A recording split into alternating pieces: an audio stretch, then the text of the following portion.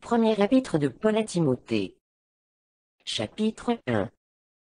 Paul, apôtre de Jésus-Christ, par ordre de Dieu notre Sauveur, et de Jésus-Christ notre espérance, à Timothée, mon enfant légitime en la foi, que la grâce, la miséricorde et la paix, te soient données de la part de Dieu le Père, et de Jésus-Christ notre Seigneur. Je te rappelle l'exhortation que je te fis, à mon départ pour la Macédoine, lorsque je t'engageai à rester à Éphèse, afin de recommander à certaines personnes de ne pas enseigner d'autres doctrines, et de ne pas s'attacher à des fables et à des généalogies, sans fin, qui produisent des discussions plutôt qu'elles n'avancent l'œuvre de Dieu dans la foi. Le but du commandement, c'est une charité venant d'un cœur pur, d'une bonne conscience, et d'une foi sincère. Quelques-uns, s'étant détournés de ces choses, se sont égarés dans de vains discours. Ils veulent être docteurs de la loi, et ils ne comprennent ni ce qu'ils disent, ni ce qu'ils affirment.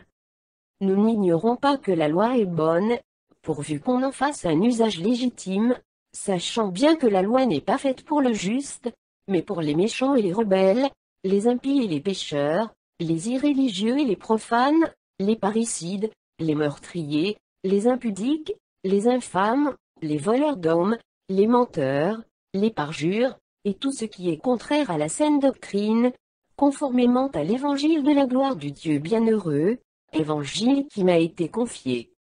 Je rends grâce à celui qui m'a fortifié, à Jésus-Christ notre Seigneur, de ce qu'il m'a jugé fidèle, en m'établissant dans le ministère, moi, qui étais auparavant un blasphémateur, un persécuteur, un homme violent. Mais j'ai obtenu miséricorde, parce que j'agissais par ignorance, dans l'incrédulité. Et la grâce de notre Seigneur a surabondé, avec la foi et la charité qui est en Jésus-Christ. C'est une parole certaine, et entièrement digne d'être reçue, que Jésus-Christ est venu dans le monde, pour sauver les pécheurs, dont je suis le premier. Mais j'ai obtenu miséricorde, afin que Jésus-Christ fît voir en moi, le premier toute sa longanimité, pour que je servisse d'exemple à ceux qui croiraient en lui, pour la vie éternelle. Au roi des siècles, immortel, invisible, seul Dieu, soit honneur et gloire, au siècle des siècles. Amen. Le commandement que je t'adresse, Timothée, mon enfant, selon les prophéties faites précédemment à ton sujet, c'est que, d'après elles, tu combattes le bon combat, en gardant la foi, et une bonne conscience. Cette conscience, quelques-uns l'ont perdue, et ils ont fait naufrage par rapport à la foi. De ce nombre sont Hyménée et Alexandre, que j'ai livrés à Satan, afin qu'ils apprennent à ne pas blasphémer. Chapitre 2.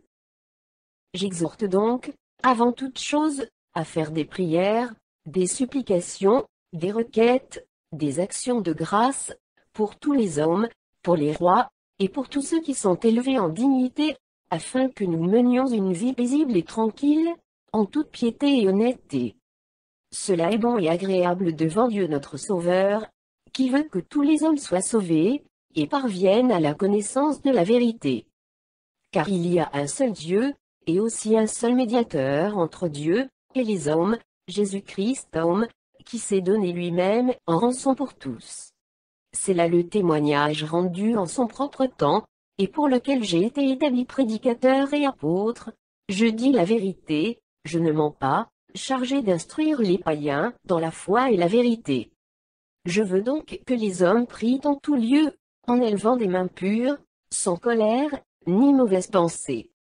Je veux aussi que les femmes, vêtues d'une manière décente, avec pudeur et modestie, ne se parent ni de tresses, ni d'or, ni de perles, ni d'habits somptueux, mais qu'elles se parent de bonnes œuvres, comme il convient à des femmes qui font profession de servir Dieu.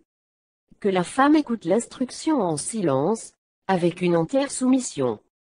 Je ne permets pas à la femme d'enseigner, ni de prendre de l'autorité sur l'homme. Mais elle doit demeurer dans le silence. Car Adam a été formé le premier, Ève ensuite. Et ce n'est pas Adam qui a été séduit, c'est la femme, qui, séduite, s'est rendue coupable de transgression. Elle sera néanmoins sauvée en devenant mère, si elles persévèrent avec modestie dans la foi, dans la charité, et dans la sainteté. Chapitre 3. Cette parole est certaine, si quelqu'un aspire à la charge d'évêque, il désire une œuvre excellente. Il faut donc que l'évêque soit irréprochable, mari d'une seule femme, sobre, modéré, réglé dans sa conduite, hospitalier, propre à l'enseignement. Il faut qu'il ne soit, ni adonné au vin, ni violent, mais indulgent, pacifique, désintéressé. Il faut qu'il dirige bien sa propre maison, et qu'il tienne ses enfants dans la soumission, et dans une parfaite honnêteté. Car si quelqu'un ne sait pas diriger sa propre maison, comment prendra-t-il soin de l'Église de Dieu? Il ne faut pas qu'il soit à nouveau converti, de peur qu'enflé d'orgueil, il ne tombe sous le jugement du diable.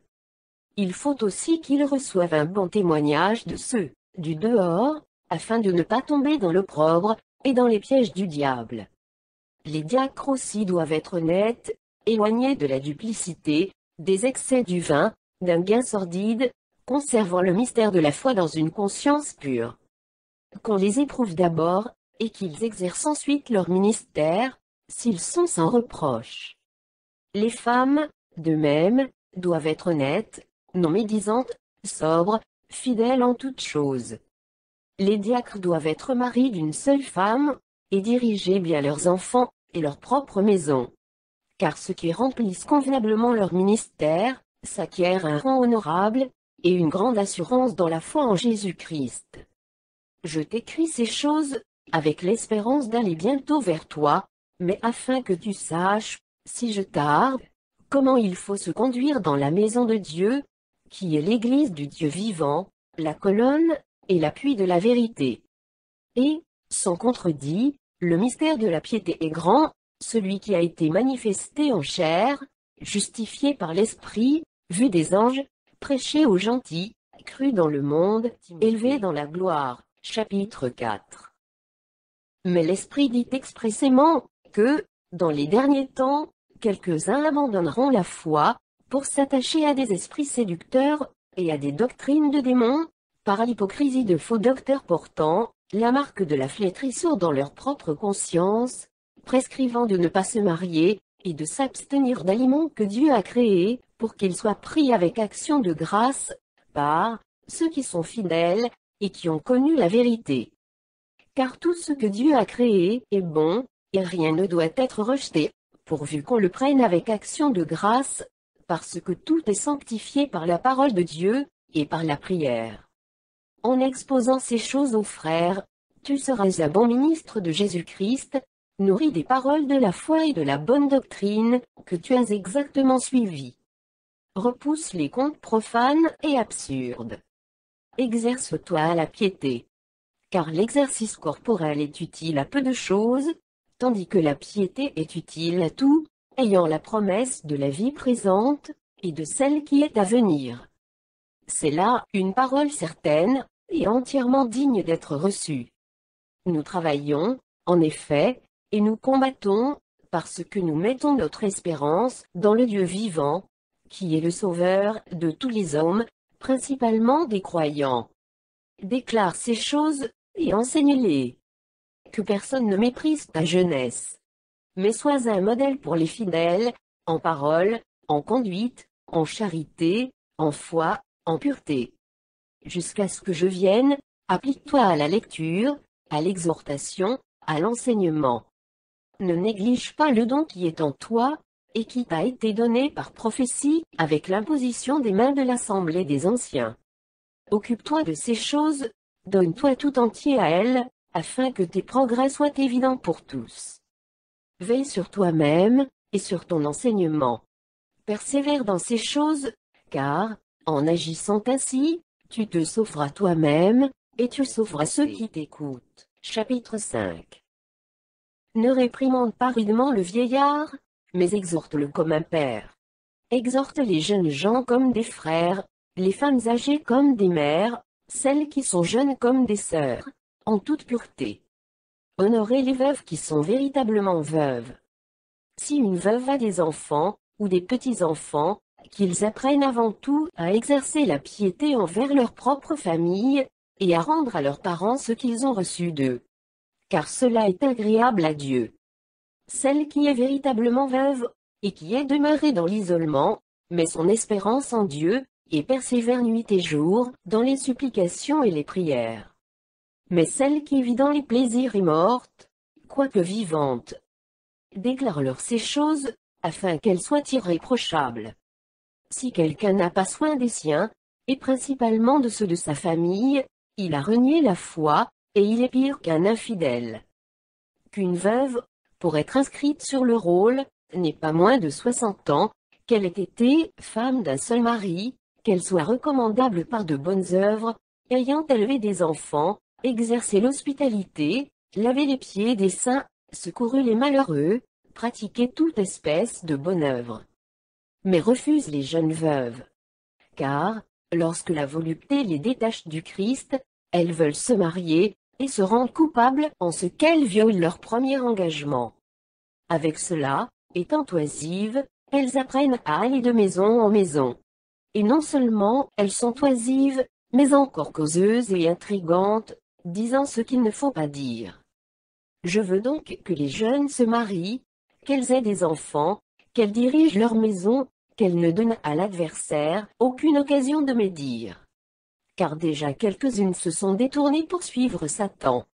Si quelque fidèle, homme ou femme, a des veuves, qu'il les assiste, et que l'Église n'en soit point chargée, afin qu'elle puisse assister celles qui sont véritablement veuves.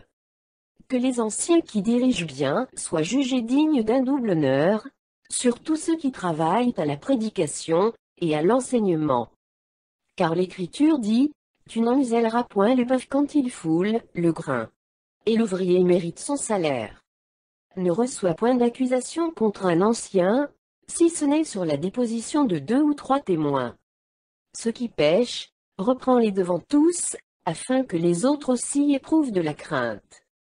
Je te conjure devant Dieu, devant Jésus-Christ, et devant les anges élus, d'observer ces choses sans prévention, et de ne rien faire par faveur. N'impose les mains à personne avec précipitation, et ne participe pas au péché d'autrui. Toi-même, conserve-toi pur. Ne continue pas à ne boire que de l'eau.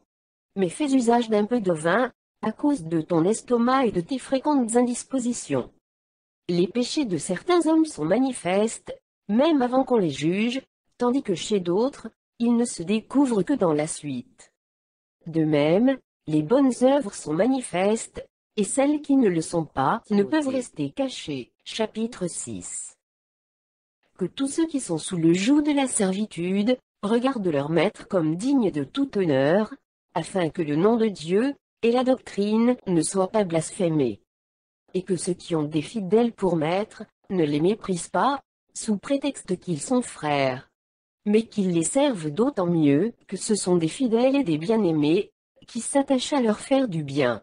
Enseigne ces choses, et recommande-les.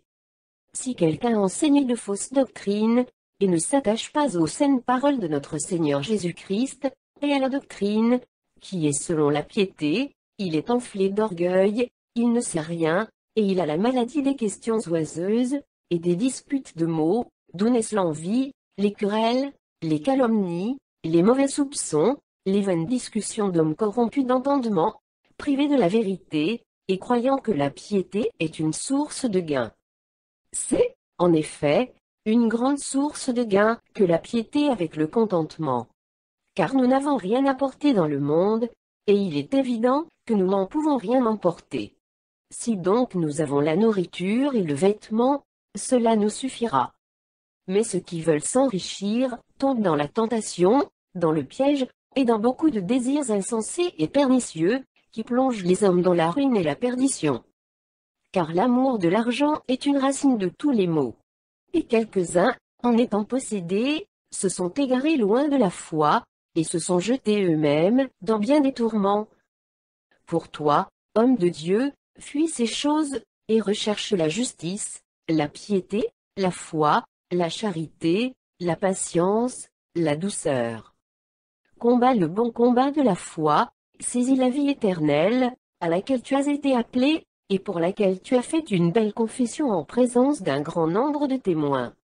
je te recommande, devant Dieu qui donne la vie à toutes choses, et devant Jésus-Christ, qui fit une belle confession devant Ponce Pilate, de garder le commandement, et de vivre sans tâche, sans reproche, jusqu'à l'apparition de notre Seigneur Jésus-Christ, que manifestera en son temps, le bienheureux et seul souverain, le roi des rois, et le Seigneur des seigneurs, qui seul possède l'immortalité, qui habite une lumière inaccessible, que nul en n'a vu ni ne peut voir, à qui appartiennent l'honneur et la puissance éternelle. Amen. Recommande aux riches du présent siècle de ne pas être orgueilleux, et de ne pas mettre leur espérance dans des richesses incertaines, mais de la mettre en Dieu, qui nous donne avec abondance toutes choses, pour que nous en jouissions. Recommande-leur de faire du bien, d'être riches en bonnes œuvres, d'avoir de la libéralité, de la générosité, et de s'amasser ainsi pour l'avenir, un trésor placé sur un fondement solide, afin de saisir la vie véritable. Ô Timothée, garde le dépôt, en évitant les discours vains et profanes, et les disputes de la fausse science, dont font profession quelques-uns, qui se sont ainsi détournés de la foi. Que la grâce soit avec vous.